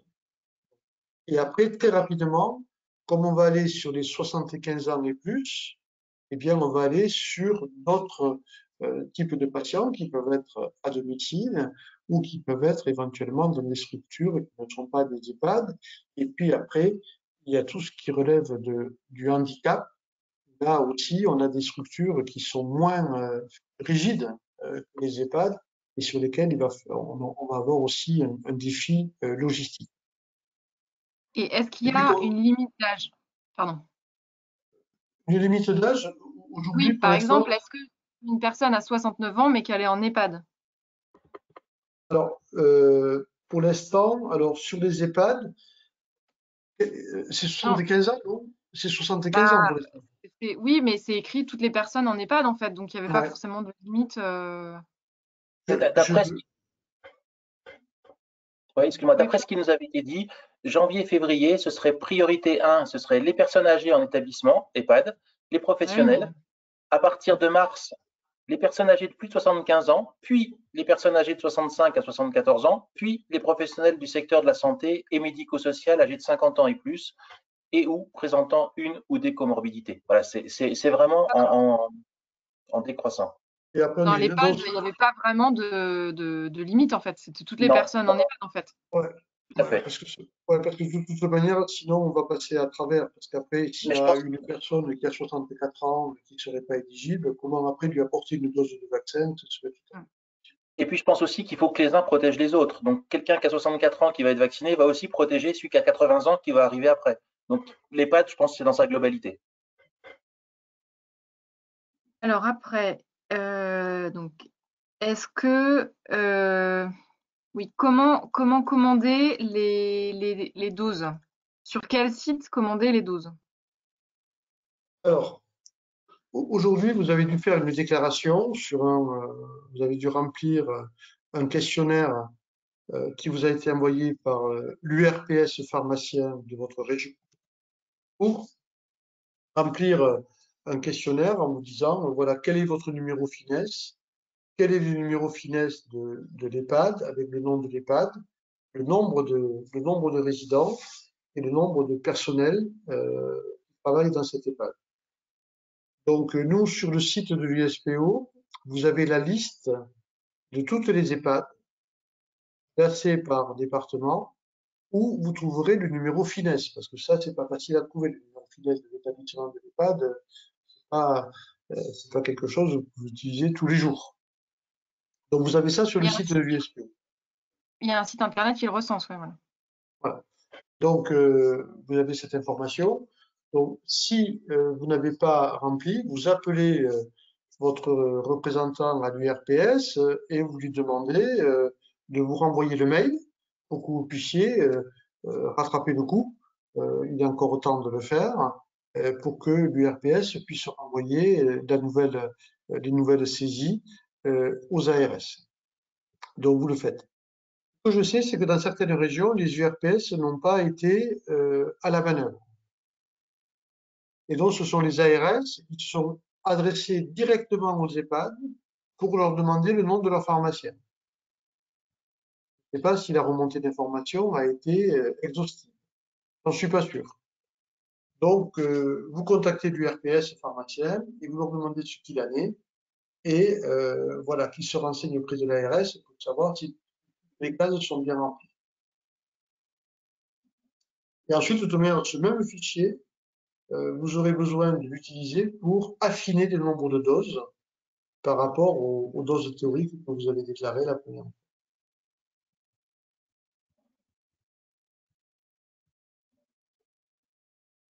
On vous entend plus bien. Couper mon micro. Ouais, pardon. En cas de partenariat multiple avec différents EHPAD, la livraison sera-t-elle échelonnée?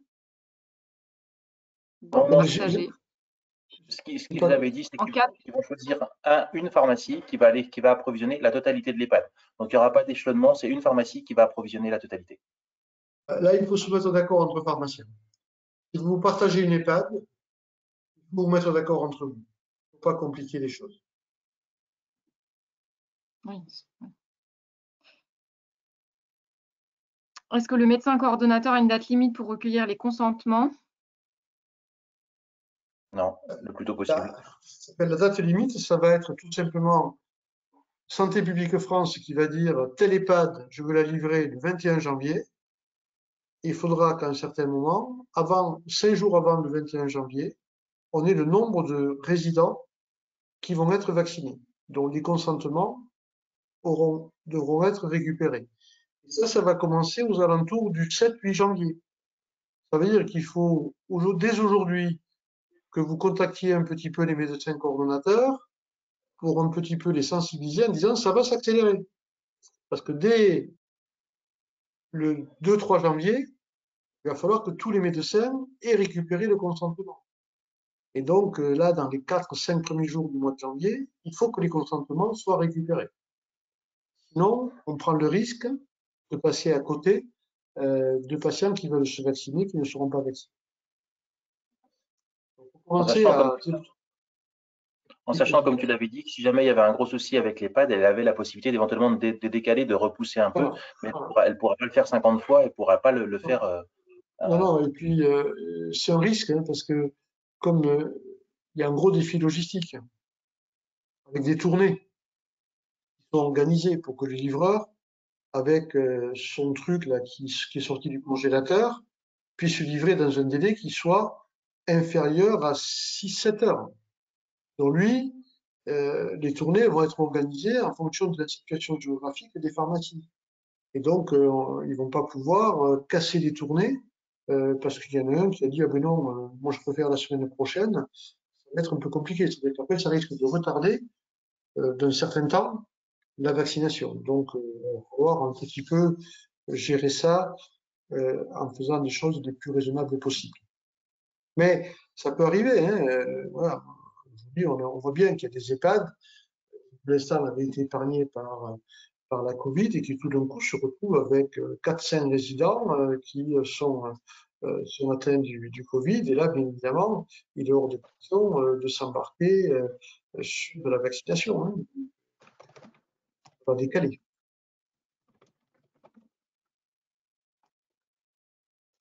Est-ce que c'est aux pharmaciens de vérifier les consentements du médecin coordonnateur? Non, pas du tout. Les médecins veulent recueillir le consentement, c'est bien, c'est à eux de le faire. Après l'injection, bon, on sait très bien que les médecins vont essayer d'obtenir le consentement. S'ils n'obtiennent pas, parce qu'ils ne peuvent pas, ça va être le médecin coordonnateur. Quand il y en a un qui va faire cette demande, même si c'est pas complètement son rôle, on le sait tous. Et ensuite, derrière, pour l'injection, il faudra qu'il y ait un médecin présent.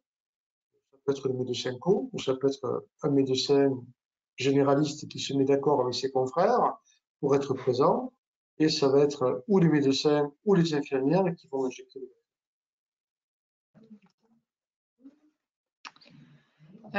J'ai également des questions sur les patients qui ont déjà été contaminés par la Covid. Est-ce qu'on peut les vacciner ou pas? On leur a posé la question, ils nous ont répondu oui. L'idéal, c'est qu'il y ait 3 semaines entre la contamination et la première dose. Et si jamais il n'y a pas 3 semaines, c'est pas grave. Si on ne sait pas quand est-ce qu'ils ont été contaminés, on ne sait pas si ça fera comme s'il y avait une injection en plus, mais on peut l'injecter. Il faudrait, dans l'idéal, qu'il y ait 3 semaines entre la contamination et la première dose. On attend l'avis de l'HAS là-dessus, qui va préciser des choses. Si la personne a eu le Covid, combien on attend? Une sérologie, pas une sérologie. tout ça, ça relève de l'aspect médical. Ça va, nous, on n'est pas concernés. Il me Donc, semble que c'était 3 mois, hein, pas c'est 3 3 semaines. mois. Mais... Alors 3 justement, mois, je vais vous excuse-moi, préciser. excuse-moi, c'est Ouais, 3 mois. ouais, ouais. 3 mois, donc après la vaccination Covid. Et par contre, c'est 3 semaines après la vaccination contre la grippe. Si les patients ont été vaccinés par Fluzone, par exemple, là, le 15 décembre, il est préférable d'attendre 3 semaines pour injecter le vaccin contre la Covid. Hein. Et ça va être précisé, et ça, c'est au médecin de le demander. Dans sa checklist, lui, voilà, il va dire est-ce que vous l'avez eu, est-ce qu'il faut le contrôler par une sérologie, est-ce que derrière, vous avez été vacciné contre la grippe, quand voilà, donc ça, c'est à eux de faire le boulot. Nous, on n'est pas dans cette boucle. Mais de sensibiliser le personnel des EHPAD en disant il faut bien penser, puisqu'on a livré du Fluzone il n'y a pas longtemps, est-ce qu'il a été injecté rapidement ou est-ce que vous en avez fait encore aux alentours du 20 décembre? Donc pensez à le dire aux médecins. Voilà. En termes de traçabilité, est-ce qu'il faut tracer précisément patient flacon et est-ce qu'on devra faire remonter la liste des patients vaccinés? Non, non, c'est pas à nous, ça va être après les médecins qui vont enregistrer sur un système d'information qui va être dédié à la vaccination contre la Covid, qui va être sur un système, alors je ne sais plus si on va rentrer par un Medipro ou par un autre système, et donc ils vont à la fois enregistrer la vaccination avec le nom du patient, déclarer s'il y a eu des effets secondaires, et puis déclarer au moment du rappel, sachant que le rappel, comme le disait Pierre, il se fait dans les 21 jours, à plus ou moins de 2 jours. C'est extrêmement précis. On ne peut pas faire un vaccin dans 4, 6 semaines. Hein. C'est 21 jours. Et une bonne nouvelle que nous a annoncé le professeur Fischer, donc le monsieur vaccin du gouvernement, c'est que après la première injection, à partir du 12e jour, on commence à déclencher un mécanisme de défense. Bon, la réaction est assez rapide pour avoir une couverture vaccinale. Alors, à 12 jours, on n'est pas protégé, mais ça y est, ça démarre à partir de 12 jours. On fait le rappel, ça conforte, donc la protection sera assez rapide. Après, la durée de la protection, je ne le sais pas, et je crois qu'il n'y a pas grand monde qui le sait. Et puis, voilà, sur l'histoire du variant, qu'il soit de Grande-Bretagne ou d'Afrique du Sud, pour l'instant, les informations que l'on a, c'est que le vaccin est efficace, malgré ce variant. Donc, voilà. Mais vous avez vu aussi que la France n'est pas bien placée de nouveau. On est l'avant-dernier pays en Europe à vouloir se vacciner. On est à du 44%. Je crois que derrière nous, il y a la Croatie et la Serbie. C'est pas un joli score. Hein.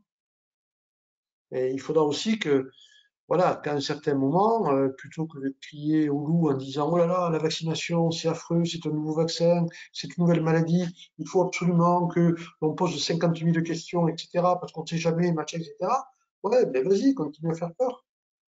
Aussi faire attention, d'avoir, oui, il faut un consentement éclairé, oui, il faut bien sûr informer les patients, mais ne pas trop en faire non plus, parce qu'à un certain moment, on joue à faire peur aux patients, donc il faut être prudent. Bon. Donc on va voir comment ça se passe, mais en tout cas, il va falloir convaincre. J'espère que les médecins donneront l'exemple, comme les infirmières d'ailleurs, et se vaccineront le plus tôt possible.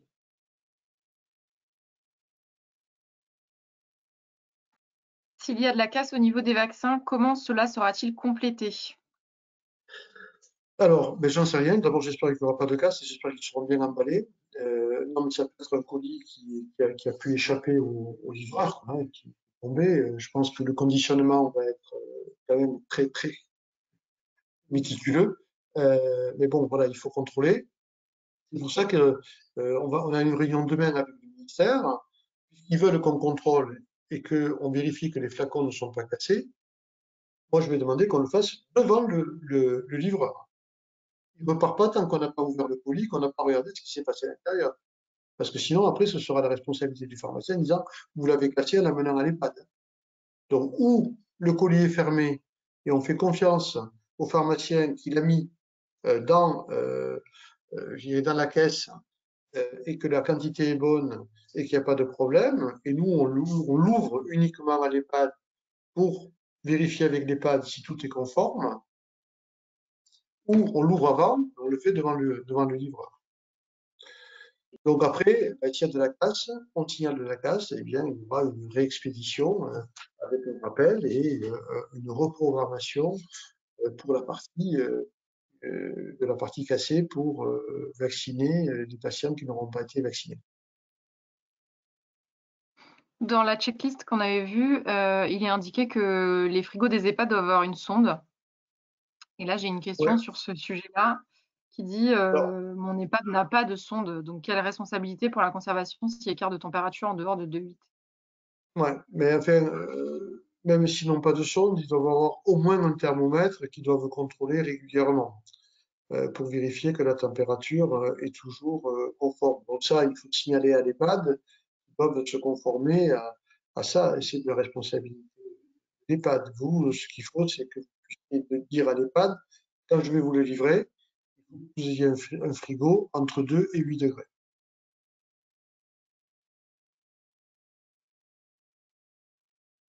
J'ai beaucoup de gens qui me disent qu'ils n'ont pas reçu le questionnaire, hein, mais Ça m'embête beaucoup, hein. Ça m'embête mm. beaucoup. Et c'est quelle région? Est-ce qu'ils peuvent vous dire dans quelle J'ai région? demandé, voilà, j'ai demandé, il y a région Centre, région Auvergne-Rhône-Alpes, région Pays de la Loire, région Bretagne. Ouais. Voilà, pour l'instant, c'est ce que j'ai. Des Alors, fois, les ARS ont communiqué directement avec les EHPAD. Hein. ouais. Mm. Alors en Bretagne, je crois, et en centre Val-de-Loire, je crois Pays de que la Loire, malheureusement, à Pays de la Loire, Pays de la pardon, Loire. ouais, et je crois Occitanie aussi. Je crois que c'est les ARS avec les EHPAD directement. Ça m'inquiète un petit peu, même beaucoup. En Auvergne-Rhône-Alpes, vous l'avez reçu, puisque je suis en Auvergne-Rhône-Alpes, mais des fois ça part dans les spams. Donc vous appelez l'URPS, j'espère ils sont là, hein. Sinon vous appelez Olivier Rosaire et il vous renvoie le document à remplir.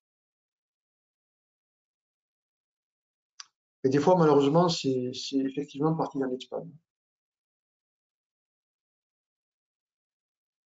Comment sont facturés les vaccins pour les EHPAD?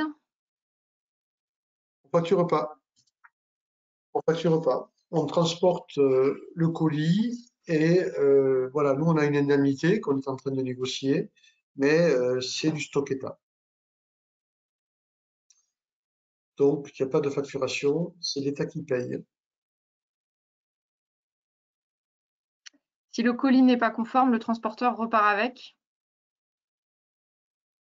On va voir ce que ça veut dire pas conforme. Si c'est un flacon cassé parmi les 20, je pense qu'il ne faut pas que ça reparte parce que là, on grille les 19. Mais ça fait partie des questions qu'on va poser demain. Si effectivement le colis, voilà, ça ne correspond pas à l'EHPAD, etc., là, il faut vite qu'on avertisse. Alors, il y aura un numéro de téléphone spécifique qui va être dédié pour pouvoir régler ce type de problème parce qu'il faut les régler dans l'urgence. Qu'est-ce que l'on fait si le transporteur s'est trompé de colis? Qu'est-ce que l'on fait si le nombre de flacons ne correspond pas du tout à ce qui était prévu? Donc ça, il faudra qu'on prévoie les différents cas et qu'on voit comment on peut le régler. Mais dans la situation d'urgence, il faut prendre une décision de suite. Il n'y aura pas de problème, tout ira bien. Pas sûr. C'est sûr, tout ira bien. Je regarde parce que j'en ai pas mal encore. La Vienne, Pays de la Loire, l'Occitanie, la Bretagne. Voilà, ils font la liste. Ouais, ça m'inquiète, hein. Je La pense que Corse, Bretagne, comme la Corse, la Corse, ouais, ouais, c'est bizarre, ça. On est PACA, là, Normandie, Ouais, donc tout le monde y passe, quoi. j'ai l'impression. Bon, ça, c'est pas bon. Ça veut dire que dès demain, on va demander à toutes les URPS de renvoyer à tous les pharmaciens la liste. Parce que si on voit que un certain nombre de pharmaciens. Alors, je ne vous cache pas que j'ai eu des échos très hétérogènes. Pas plus tard qu'aujourd'hui, j'ai demandé à la responsable vaccin du ministère, justement, est-ce que vous avez des résultats de toutes les régions pour savoir s'il y a des trous dans la raquette? Oh, c'est affreux. Il y en a, il y a même pas 75% des réponses. Et après, en interrogeant les ARS ils disent non, mais c'est bon, on est à 98, 99%. Et je ne sais pas ce que ça veut dire. Est-ce que c'est 75% des pharmaciens qui ont choisi et qui ont déclaré et qui ont dit qu'ils étaient fournisseurs de telle pharmacie? Et est-ce que pour les 25% manquants, est-ce que l'ARS n'a pas fait de l'arbitraire? Parce que ça, ce serait terrible. Et on n'arrive pas à savoir. Donc, demain, on monte au créneau et on va demander à tout le monde de renvoyer. Ouais, apparemment, il n'y a que les URPS Île-de-France et Hauts-de-France pour l'instant qui tirent leur épingle du jeu. Ben, on me dit que l'Île-de-France, c'est 99% qui sont remplis correctement. Les Hauts-de-France, je n'ai pas je dirais le nombre, mais voilà, ce qu'il faut, c'est relancer. Donc, on va les appeler pour relancer. Peut-être que c'est Bénédicte, les régions qui sont sorties le plus souvent. La fiche de suivi sera-t-elle à récupérer après la livraison de l'EHPAD? Oui, oui, parce qu'elle servira de preuve. Donc, une fois que l'EHPAD, bon, il y aura le dépositaire qui l'aura signé au départ frigo. Derrière, il y aura le transporteur avec la réception à la pharmacie. Ensuite, vous allez le porter à l'EHPAD. Il y aura la signature du directeur ou du médecin coordonnateur de l'EHPAD. Et cette fiche, vous la récupérez. Vous la gardez dans votre pharmacie pour à la fois l'enregistrer sur un fichier Excel que vous allez envoyer à Santé publique de France et ou aux ARS, je ne sais pas encore, et vous la gardez pour preuve en cas de contentieux. Ça, c'est nous qui l'avons demandé. On a demandé à ce que ce soit rempli par chaque pharmacien responsable. Est-ce que le colis réfrigéré pour le transport vers l'EHPAD est le même que celui dans lequel arriveront les vaccins? Faut-il prévoir une caisse de transport pour le froid et des précautions quand on transporte le colis à pied ou en voiture à cause de la fragilité du vaccin? Alors, ce qu'on a demandé, c'est que le système de froid, donc avec les poches de froid, etc., intégré dans le colis pour qu'on puisse le prendre et l'amener. Bon, maintenant, on voit qu'il faut l'ouvrir. Ça va changer un petit peu la donne. Donc, effectivement, il faudra garantir que le transport assure un froid entre 2 et 8 degrés, comme vous le recevez avec vos colis grossistes répartiteurs et avec voilà, un ensemble qui est un petit peu réfrigéré. Tout bas, mais quitte à utiliser la, la caisse du grossiste en la récupérant après par la suite pour pouvoir le transporter si ça rentre.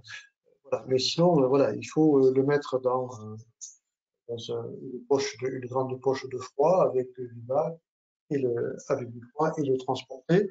Et bien sûr, faire attention, comme on a dit tout à l'heure, de ne pas le secouer, de ne pas le manipuler en agitant. Donc, oui, il va falloir le porter en faisant attention qu'il ne soit pas trop secoué.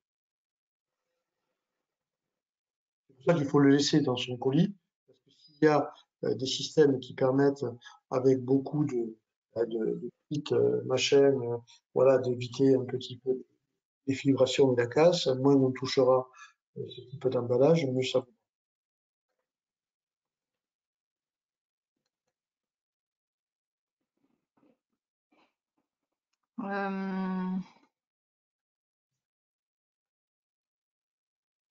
Regarde. Euh, oui, est-ce que les pharmacies seront livrées en une seule fois pour tous leurs EHPAD ou en plusieurs? On ne le sait pas. On ne sait pas. S'ils sont intelligents, oui.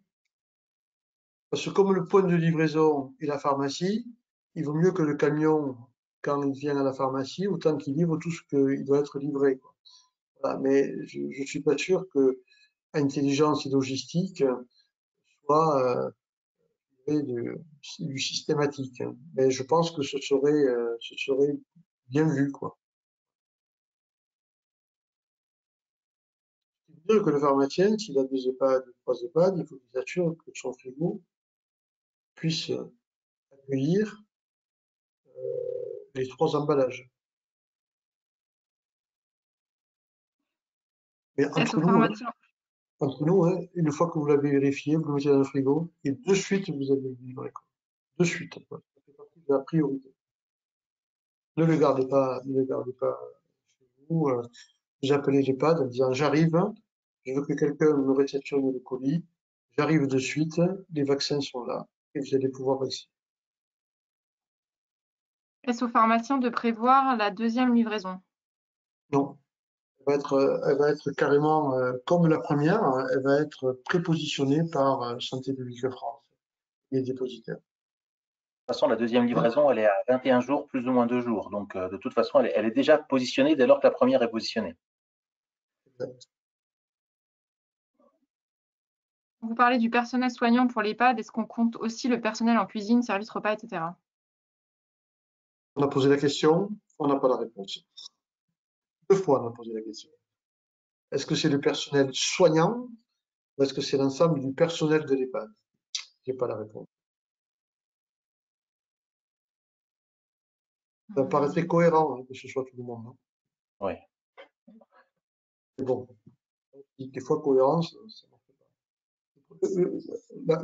La petite question que l'on a quand même, c'est que voilà, ouais, les vaccins arrivent, c'est la grande communication, voilà, on fait bien, ce qui est très bien, hein. Ben, les doses Pfizer vont arriver progressivement. Donc aujourd'hui, voilà, on ne sait pas combien de doses de Pfizer seront arrivées fin janvier. Le Moderna, à combien ça arrive? Tout ça, on ne le sait pas, hein, ça arrive de façon séquencée. Par contre, une fois qu'on aura fait du Pfizer, il faut la renouveler avec du Pfizer. Est-ce que c'est le médecin coordonnateur qui doit réceptionner le colis à l'EHPAD et signer la fiche de suivi ou est-ce que ça peut être un infirmier? Il faut se mettre d'accord avec l'EHPAD, hein, si c'est le directeur de l'EHPAD et euh, les médecins ou l'infirmier reco. Et voilà, il faut que ce soit quelqu'un qui soit habilité à réceptionner. C'est pour ça, ça fait partie des choses que vous devez euh, avoir calées avant la livraison. Ça fait partie des discussions que vous devez avoir en disant, bon, mais qui c'est que j'avertis et qui c'est qui réceptionne le colis. Voilà, que ce soit bien clair et que vous ayez la signature de quelqu'un habilité.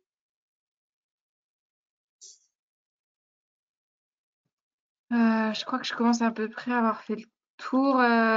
Toujours les dates de livraison. Quand est-ce que je vais être livré des vaccins? Ça revient beaucoup. On ne le sait pas. On ne le sait C'est pas. pas. Alors,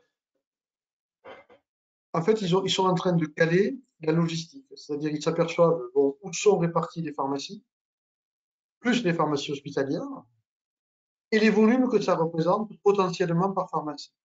Et donc, ils sont en train de faire ce que fait tout logisticien, essayer d'optimiser des tournées. Et à partir de là, ben, ils calent en disant, ben voilà, ça, cette tournée, ça va être telle pharmacie, tel hôpital, etc. Et ça va être tel lundi. L'autre, ça va être tel mardi. Et voilà, les camions vont tourner comme ça. Et nous, on demande à ce que ce soit très concentré le lundi et le mardi. Et on parle du mercredi. Et nous, le mercredi, on fait la tête. Sinon, les médecins nous vendent, comme le disait Pierre tout à l'heure. Ils ont même envisagé de nous livrer le samedi. On essaie de comprendre pourquoi quelqu'un a eu cette idée. Formidable. On a vu apparaître le samedi. Moi, je cherche la logique, hein. Bon, Est-ce que l'infirmière de l'EHPAD peut venir chercher les vaccins à l'officine? Non, c'est le circuit On a- pharmaceutique, il faut que ce soit le pharmacien qui emmène, c'est quand même beaucoup mieux. ouais, je suis d'accord avec Pierre, hein, à éviter. À éviter parce que voilà, la fiche de traçabilité, c'est le pharmacien qui amène à l'EHPAD et qui fait réceptionner par l'EHPAD et voilà, et c'est dans le frigo de l'EHPAD. Donc, si c'est quelqu'un de l'EHPAD qui vient le chercher à la pharmacie, s'il se passe quelque chose, qui c'est qui est responsable?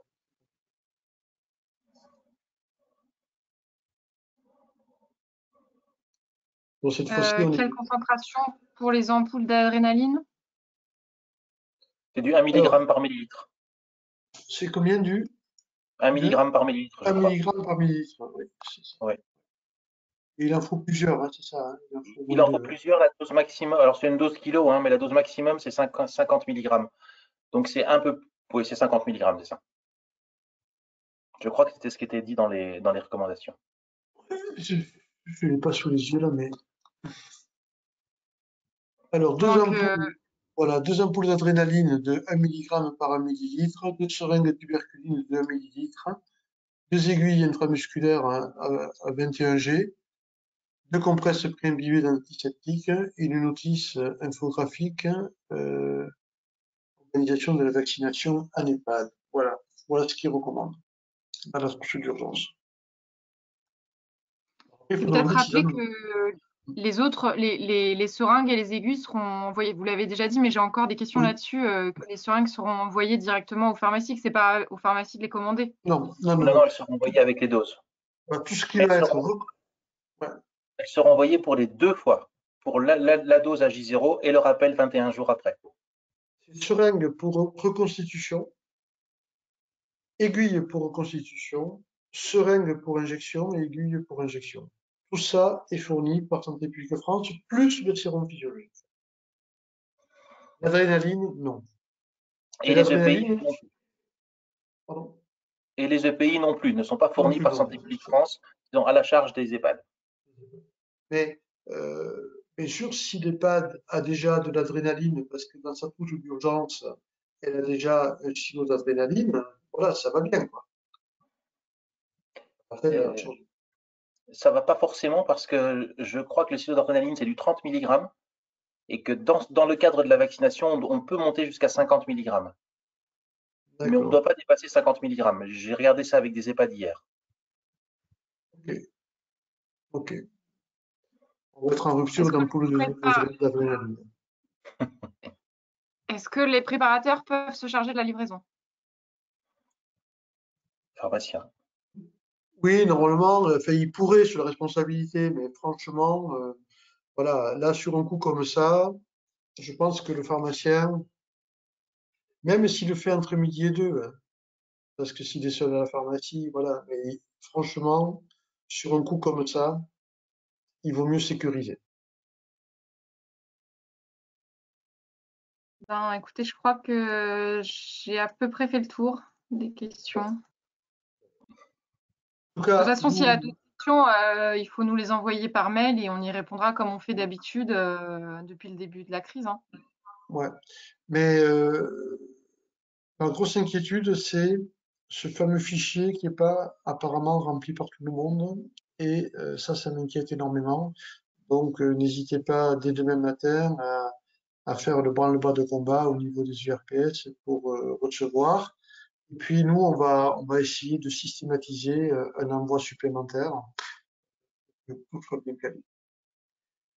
Nous sommes à votre disposition pour la foire aux questions. Voilà, on sait qu'il y a des choses, là on vous a dit des choses qui sont précises, mais qui vont encore se repréciser par la suite.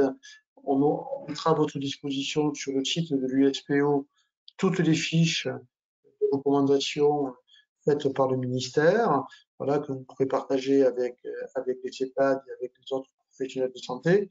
Voilà, donc le site de l'USPO sera toujours accessible à l'ensemble des pharmaciens. Il ne faut pas se rater sur ce coup, c'est important. Comme c'est le début de la campagne de vaccination contre la Covid, vous avez vu que tous les projecteurs sont très très concentrés sur ce qui se passe. Donc voilà, il ne faut pas qu'il y ait de bêtes ou d'erreurs et de donner du croustillant à des gens qui, eux, ne font que regarder ce qui se passe et ne sont pas dans l'action. Écoutez, on a fini. Bon, mais c'était le dernier webinaire de l'année. On n'avait pas prévu de le faire, celui-là, Ça va être ça, il y a une semaine, 3 jours. voilà, entre les fêtes. Mais comme vous nous manquez beaucoup, on a décidé d'en faire un autre. Non, il y avait 2 points d'actualité avec nos confrères en montagne qui sont en grande difficulté. Et puis, bon, voilà, on voit que ça s'accélère sur la vaccination Covid pour les EHPAD. Donc, c'était bien voilà, de sentir prêt dès début janvier pour pouvoir dès maintenant discuter avec l'ensemble des acteurs qui vont intervenir dans les EHPAD. Je vous souhaite de bonnes fêtes, la seconde, voilà, de jour de l'an. Soyez bien prudents, parce que j'étais très étonné ce matin, et même cet après-midi, de voir le nombre de positifs qu'on a récupérés sur les tests antigéniques. Là, c'est pas vraiment un bon signe. On savait que prise, parce que le brassage de population entraîne bien évidemment une augmentation des